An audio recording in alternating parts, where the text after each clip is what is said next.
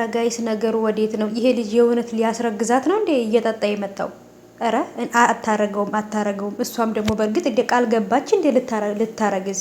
ይሄንማ ሳይሆን ይሄማ ምክክር ነው ቤተሰብ እንዴ። ለምን ይሄ መጠጥ እየጠጣ ምናምን እዛ ሄደው በግዴታ ሊያስረግዛት ነው? ኧረ ተው ያ ብንግባባ እንስማማ። ኧረ ያ ብንግባባ አልተግባባንም እኛ እናንተ እንዴ። ጭራሽ ልጅቷ በተኛችበት ኧረ ተው እንዴ። ጭራሽ እኮ ገፍትሮ እየጣላት ነበር። ሄሉዬ ምን ሊያደርግሽ እንደመጣ እኮ አንቺ ብታውቂ እኮ ባላቀፍሽው ነበረ።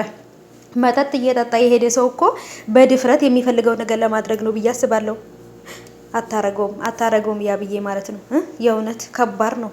ስሜቱ ራሱ ይለያል ማለት ነው። በቃ ማለት የእውነት ልታረግዝ እኮ ቃል ገብታለች ሄሉ ማለት ነው። ስለዚህ የእውነት አረግዝልሃለሁ ብለሃለች አይደል እንዴ? አትታገስም እንዴ እስከዛው ድረስ? ታዲያ አንተ እስከዛው ድረስ እኮ መታገስ ግዴታ ነው አይደል እንዴ?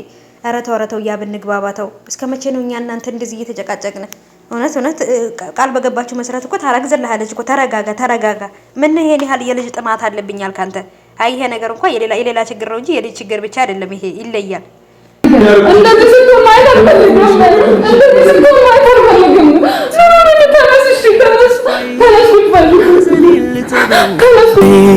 ምን ሰው አለኝ ብዬሽ ይለይሻለው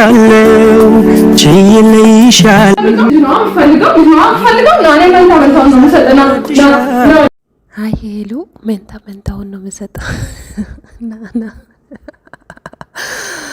አረ ቤተሰቦቻችን እንዴት አያቸው? እንዴት ሳይሉም በማርያም አለዛ ያ ከጠገብክ ለእንዳልክ ነው ምንድራት